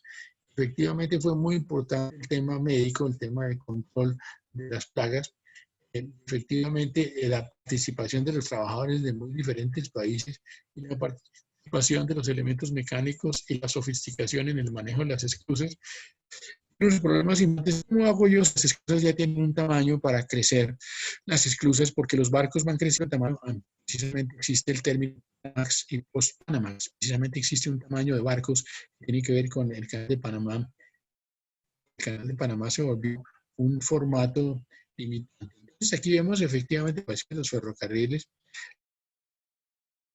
alternativas americanas, la presencia de muy distintos tipos de dragas y efectivamente también la situación de gran ilustración que la obra tenía.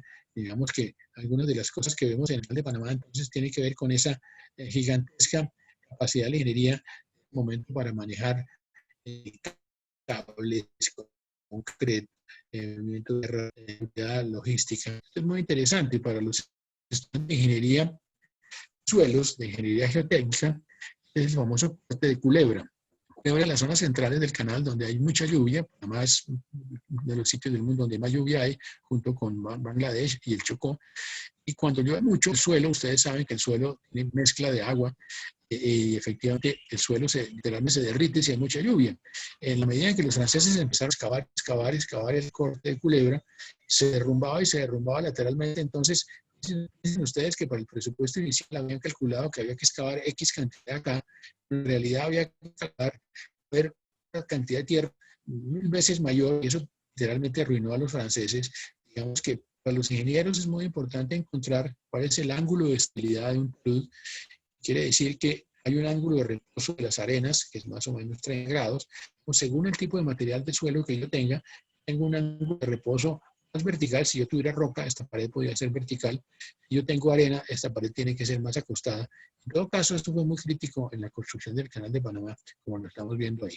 Entonces, efectivamente, esta es una historia, digamos, de prueba y error de los críticos, de prueba y error de los de prueba y error de la ingeniería.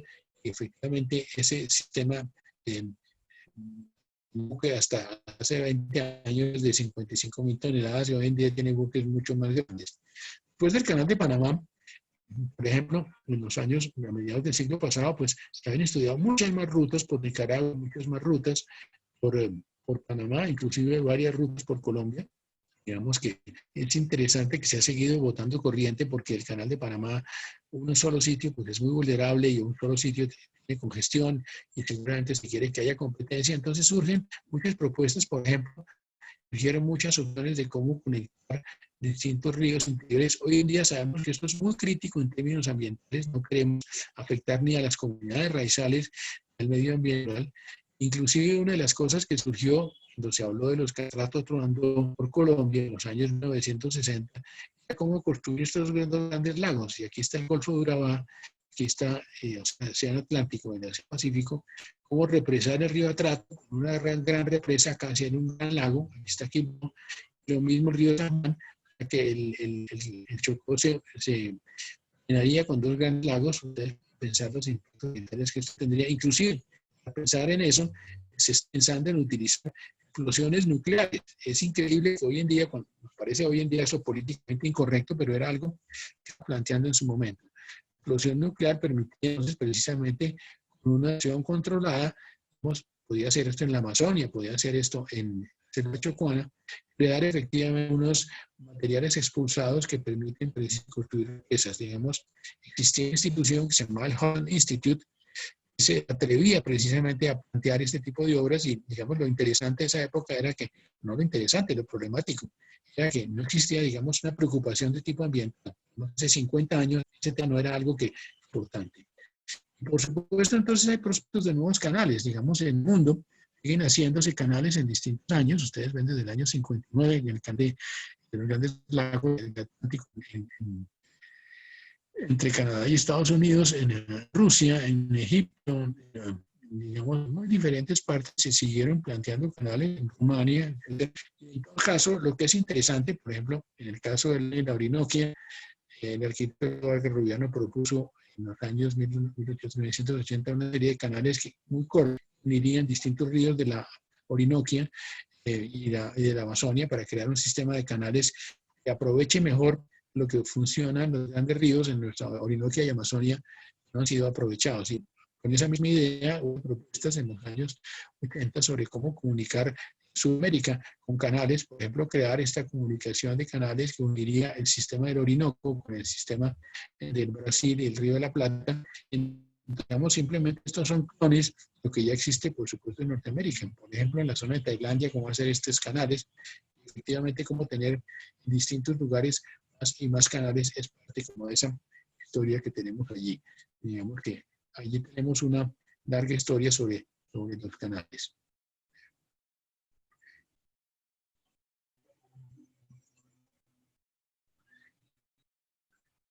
Bueno, en los canales tenemos muchas lecciones. Una de ellas es efectivamente una, digamos, internacionalización de la idea, una relación entre la idea histórica antigua y la idea contemporánea, una mecanización creciente, efectivamente una, digamos, transformación de obra. Vamos a hablar ahora de los túneles, vamos a por lo menos a introducirnos en el tema de los túneles. Efectivamente, estamos viendo como componentes de proyectos, pero a veces son en sí mismos proyectos completos. Pensemos, por ejemplo, en el Big Dig en Houston, algunos de ustedes conocerán, o el Eurotúnel. Alguien está trabajando precisamente sobre el túnel, el viaducto de Öresund, Dinamarca, entre Dinamarca y Suecia, algo importante. Vamos a mirar algunos túneles de antigüedad.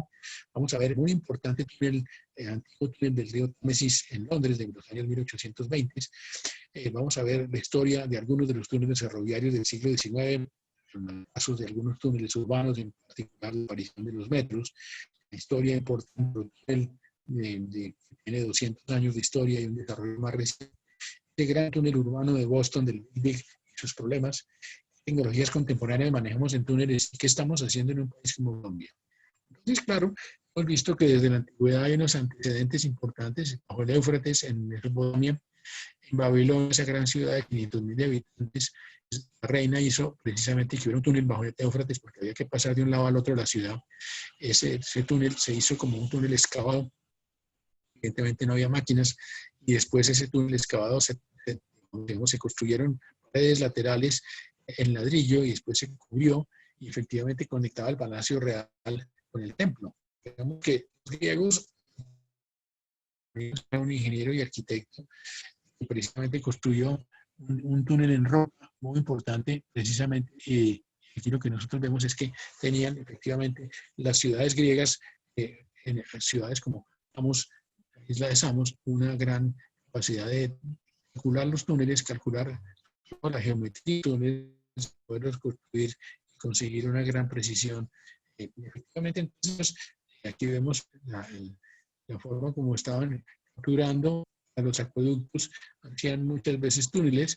Efectivamente, había que hacer ventilaciones para los túneles, precisamente porque por la relación entre agua y aire, si no hay estas ventilaciones, se producen unos atascamientos. Lo mismo que pasa con las instalaciones sanitarias en los edificios, que necesitamos tuberías de agua, tuberías de desagüe, tuberías de reventilación. Es interesante este drenaje del lago País en 300 antes de Cristo, antes de la época andrina, ya tenían precisamente unos grandes sistemas de, desde ustedes, más de 1 milla de largo, un túnel muy importante. Entonces, efectivamente, los romanos siguieron a los griegos haciendo enormes túneles. Por ejemplo, este se llama un emisario, es un túnel de descarga de un lago, el lago Fucinos, efectivamente con una cantidad muy importante de túneles. El sistema de acueductos romanos, ya lo vimos, tenía muchas veces muchísimos túneles. Los túneles de Bogotá, por ejemplo, una ciudad como Bogotá depende de los túneles de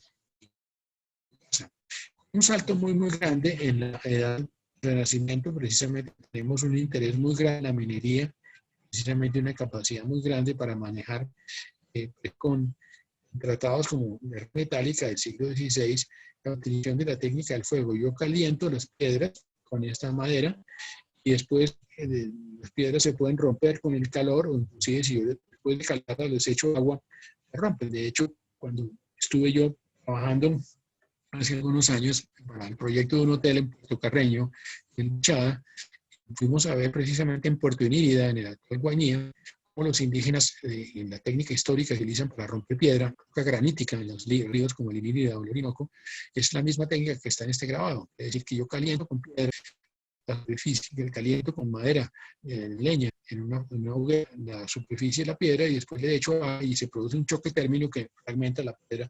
Esa es una técnica histórica muy importante. En ese momento hablábamos precisamente del canal de Midi, cómo se hicieron muchos túneles en este canal para poderlo construir.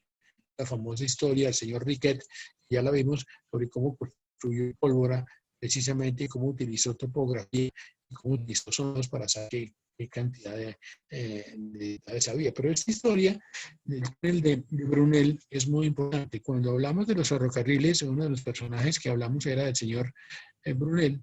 Y Brunel precisamente eran padre e hijo.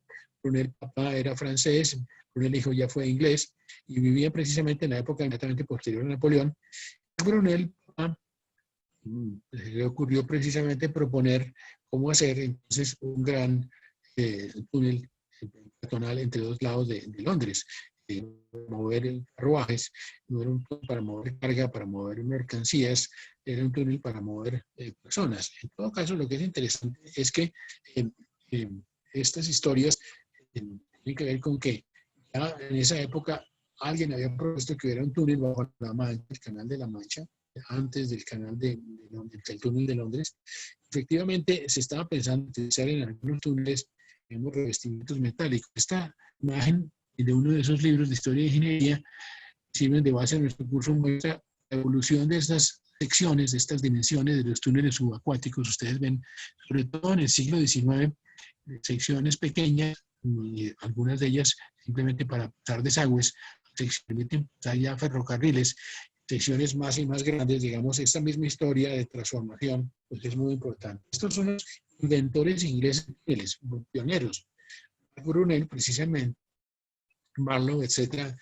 Los túneles ingleses, precisamente para la construcción del metro de Londres, ya son muy importantes a final del siglo XIX.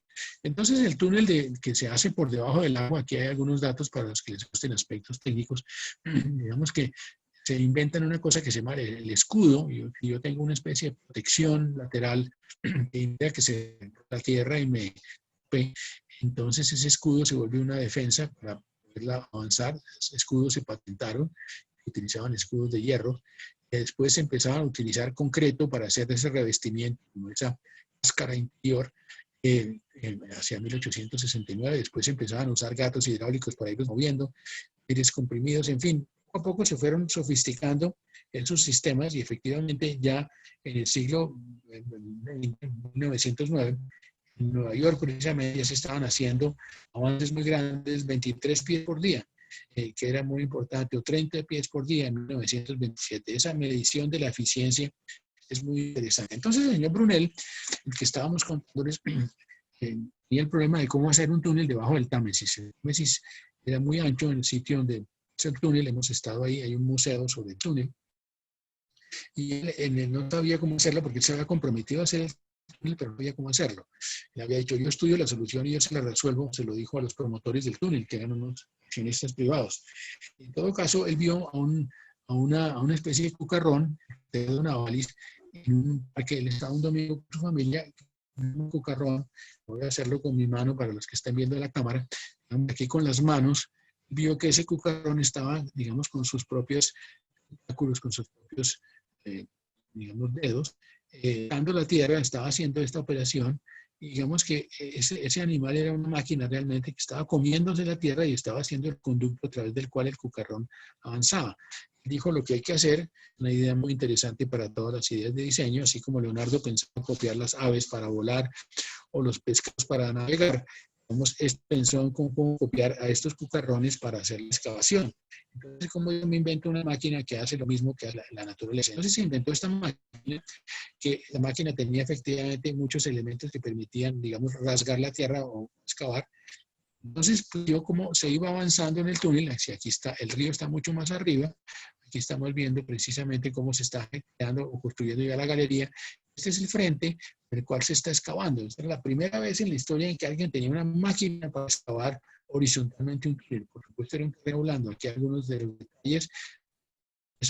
Precisamente este es el sitio donde el río Támesis, donde se construyó precisamente el túnel. Digamos que una de las cosas que había que hacer también era precisamente cómo examinar el suelo que había ahí. Él se inventó entonces este cajón, es una caja hecha en ladrillo. Este ladrillo, para que no rompa, está unido por varillas de hierro. Este ladrillo tiene una punta metálica que es efectivamente una cuña. Entonces este ladrillo permite que haya unos trabajadores que estén excavando y excavando y excavando. Este cajón se está hundiendo. Con este sistema nosotros construimos el World Trade Center en la carrera 9ª con calle 100 en Bogotá en los años 1980. Precisamente se construyeron 3 y 4 sótanos para poder hacer ese cajón controlado, evitar que este suelo blando lateral precisamente se meta. Este sistema de cajón controlado entonces permitió construir. El señor Brunel entonces empezó a estudiar los suelos con mucha atención. En ese momento, en el siglo XIX, para hacer puentes y viaductos, una de las discusiones era cómo se empieza a hacer, para, por ejemplo, minería de carbón, estos cajones que permiten que los trabajadores puedan bajar. Yo meto más trabajadores a más profundidad. En un momento determinado tengo el problema de la falta de aire. Entonces, parte del tema era cómo crear condiciones apropiadas. Aquí está precisamente la entrada del túnel, cómo estaba el Támesis, la salida del túnel, como el túnel estaba planteado debajo del cauce. Entonces, ahí vemos precisamente esos esquemas y esos sondeos, digamos, es muy interesante para la historia que estamos viendo de las obras públicas, como yo necesito estudios previos. Si yo no hago estudios previos, seguramente incurro en riesgos muy grandes. Vamos a ver una sesión sobre gestión de riesgos. Estos sondeos aquí se hacen desde una barca, aquí hay alguien metido por un buzo sacando muestras de suelo. Pensemos que los astronautas se hicieron en 1969 con la nave que alunizó precisamente fue sacar muestras porque necesitamos analizar los materiales que resultan. Entonces el túnel del Támesis efectivamente está en suelo muy, muy malo, muy, muy blando, muy, muy húmedo y necesitaba construir estos revestimientos para poder resistir precisamente esos empujes. En todo caso, lo que se soñaba era que los barcos pasaran por encima y aquí pasaban precisamente los peatones que a través de estas escaleras subían y bajaban. Pero el túnel rompió varias veces, se rompió durante su construcción. Las caricaturas de los periódicos ingleses mostraban precisamente eso y criticaban, por supuesto, a los ingenieros y a los promotores. Sin embargo, los promotores tomaban la obra e inauguraban el túnel y hacían lanzamientos y hacían banquetes dentro del túnel para mostrar que todo era especialmente seguro. Digamos, finalmente el túnel funcionaba para los peatones, como estamos viendo ahí, para que pasaran. Precisamente, es una cosa un poquito ridícula, como que pasara una señora con su perrito, semejante obra de ingeniería para que pase una señora con su perrito, sería una desproporción. Y se inauguraba precisamente con grandes bandas. Efectivamente se volvió una gran noticia, le daban premios al ingeniero, por eso había una gran mención del heroísmo de los trabajadores. Entonces, tiene que ver la revolución industrial con la tecnología para los túneles. ¿Cómo puede afectar la revolución industrial la tecnología para los túneles?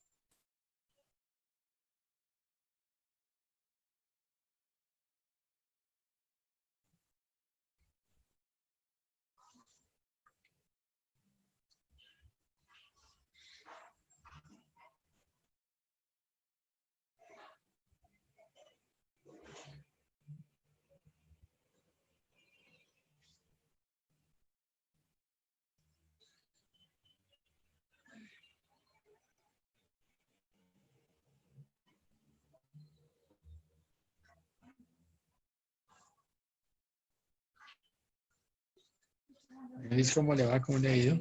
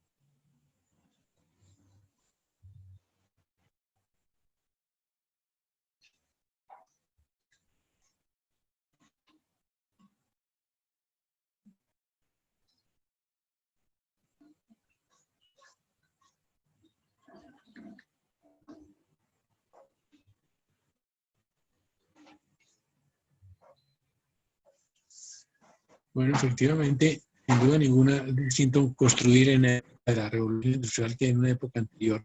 Eso es algo que tiene que ver con lo que estamos examinando en este sentido. Los ferrocarriles, por ejemplo, al aparecer, exigieron más y más túneles. Aquí hay algunas de las imágenes de los túneles ferroviarios iniciales, efectivamente en las zonas alpinas. Efectivamente, cuando empezamos a hablar de los ferrocarriles ingleses en los años 1830, este túnel, por ejemplo, de 2 millas, costó 100 muertos. Digamos, los túneles ferroviarios, en particular los túneles alpinos, empezaron a hacer en 1857, un túnel de 12 kilómetros, un túnel muy importante. El túnel de San Gotardo es un túnel de 15 kilómetros.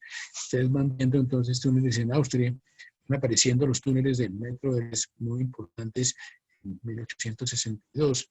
Y efectivamente van apareciendo los túneles cruce del Sena en el año 1900, los metros en Norteamérica, en Filadelfia, precisamente en la guerra de Biden, a principios del siglo XX, y obviamente los túneles se vuelven algo importantísimo en la segunda mitad del siglo XIX, básicamente para ferrocarriles regionales o para ferrocarriles urbanos.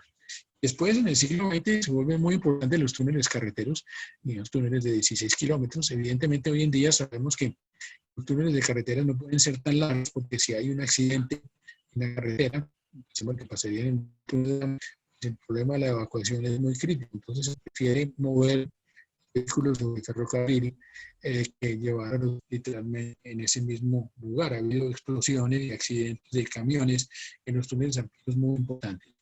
Este túnel del Monte Cenis, entonces, es un pionero al final del siglo XIX, precisamente el primer túnel mayor entre Francia e Italia. Digamos que es interesante. Entonces, firmas italianas estaban en estudios cómo hacer ferrocarriles alpinos, ferrocarriles inclinados, cómo tener precisamente entonces unas máquinas que permitieran manejar, por ejemplo, el aire comprimido. Con este sistema de aire comprimido podemos entonces tener taladros, y mediante estos taladros entonces poder excavar y romper estas rocas y hacer después estas protecciones, pero era muy importante poder cortar. Digamos, efectivamente, entonces, esos taladros significan una energía y un costo y un gasto muy importantes. Esos taladros fueron avanzando. Hoy en día tenemos una variedad de escudos y de técnicas muy grandes. Esta es una estación de producción de aire comprimido en los Alpes, precisamente a partir de caídas de agua. Aquí hay unas máquinas que son estas, estar comprimiendo el aire, y con ese aire se están haciendo precisamente todos esos taladros. El ferrocarril, que es un ferrocarril de vapor, atraviesa por primera vez en 1871 aquí los Alpes. Evidentemente es muy peligroso manejar vapor y explosión, pero así pasó al principio de esta historia. Los túneles entonces fueron evolucionando, en construir etapas grandes, se van comunicando. Los que han conocido los túneles, no sé si uno de ustedes ha conocido las salinas de Zipaquirá, y además hay un trabajo precisamente sobre las salinas de Zipaquirá que se está haciendo ahora como monografía, pero yo mencionaba que es muy las salinas de Nemocón. No sé si hay algún alumno o alumna del curso que haya conocido las salinas de Nemocón. Levante la mano o prenda su cámara o su micrófono. Ya estaba en las salinas de Nemocón. Pero aparentemente ninguno. Nemocón es otra zona de producción de sal. Zipaquirá hace un paseo muy agradable a Nemocón, y el IFI, Instituto de Fomento Industrial, construyó hace unos pocos años un circuito turístico a través del cual uno entra en galerías de túneles.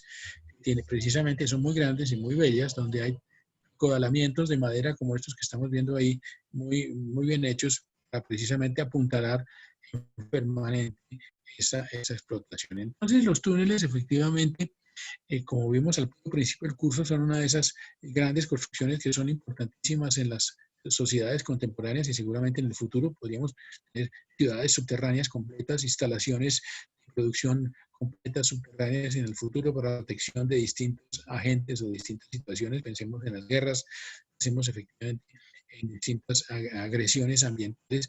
¿Cómo podemos construir una subterránea? Bueno, y el señor Nobel precisamente fue uno de los campeones en la producción de explosivos, y por eso el premio Nobel está financiado por la rentabilidad de los explosivos. Pero ¿cuáles son los impactos sociales y económicos de la introducción de los explosivos? ¿Qué significa que introduzcamos explosivos?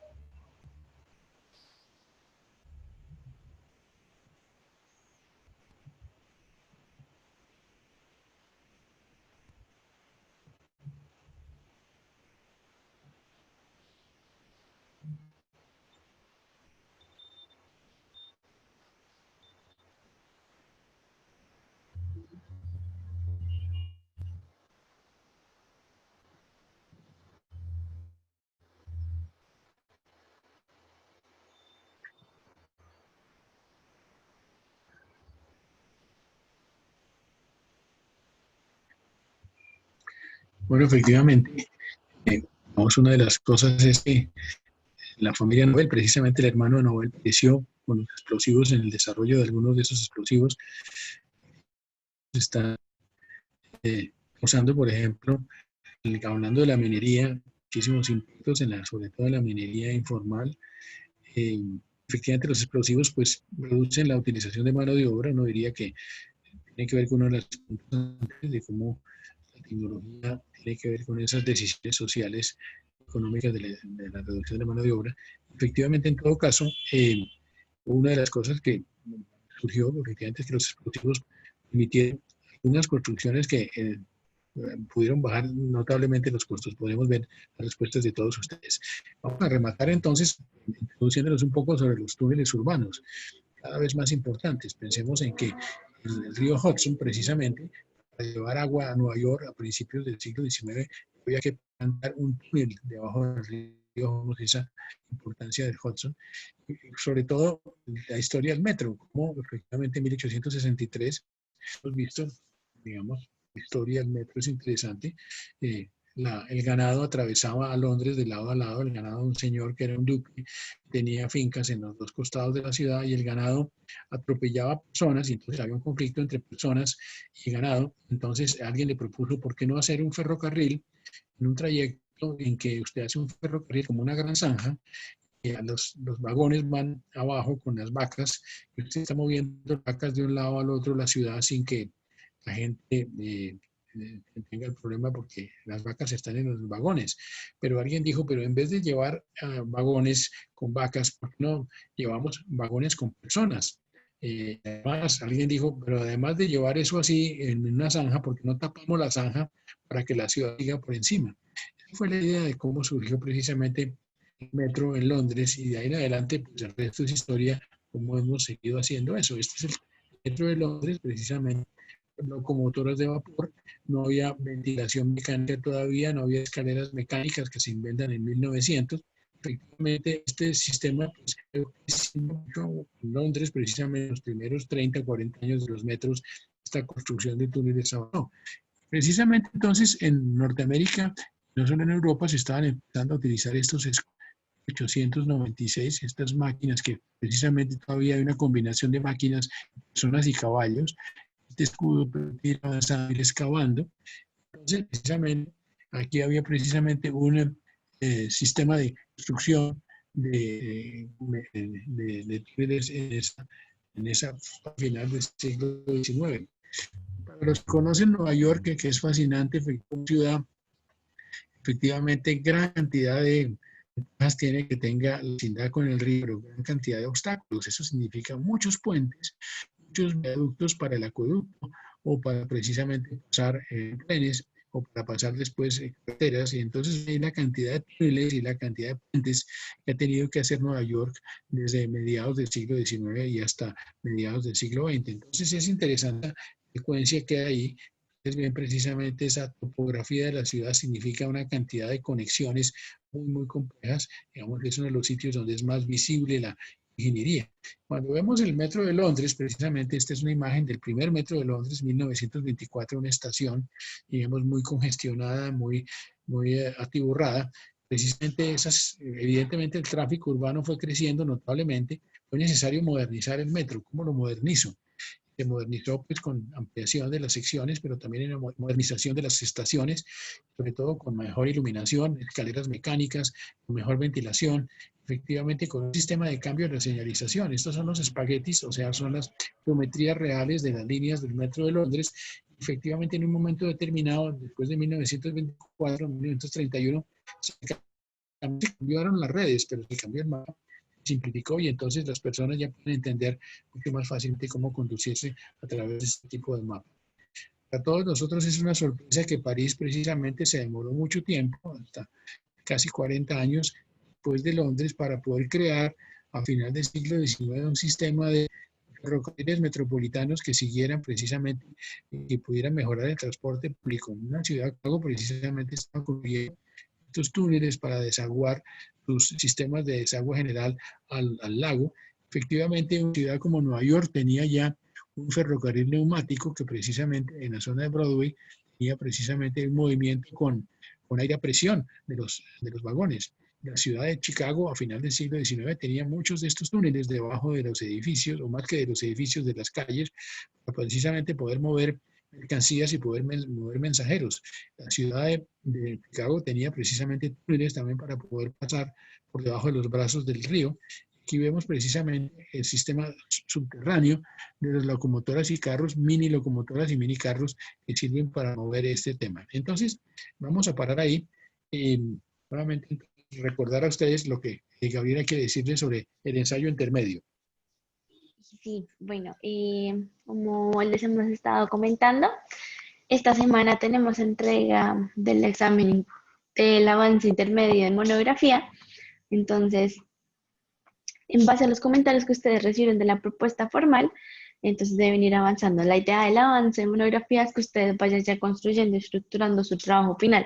Entonces, en este queremos ver ya como el desarrollo de esas ideas que ustedes están construyendo y el manejo de las fuentes bibliográficas que también tienen de apoyo. Entonces, también tienen que tener muy en cuenta incluir imágenes. Estas apoyan mucho como un recurso gráfico por lo que ustedes están mencionando, pero pues no es que las pongan de manera aislada y suelta, sino que pues estas también se conecten con lo que ustedes están comentando para que se enriquezcan como de manera simultánea, tanto lo que ustedes escriben como pues las imágenes que están incluyendo.